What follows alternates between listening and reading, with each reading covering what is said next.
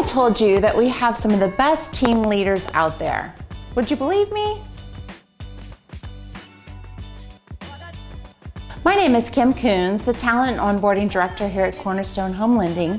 And today, let's talk about why our team believes in the power of servant leadership. What is servant leadership? Servant leadership is based on the idea that leaders serve their team instead of themselves. Servant leaders focus on empowering their team and providing support so their team members can grow and learn. At the end of the day, they lead with trust and respect rather than control. You may be wondering why we prefer this style of leadership. Well, here are two big reasons. Number one, better collaboration.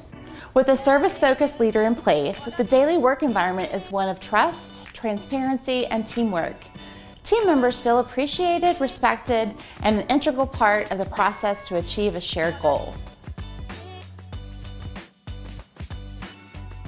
Number two, better development. With this leadership style, team members have more opportunities to develop their strengths because the leader makes it a priority to develop and empower them.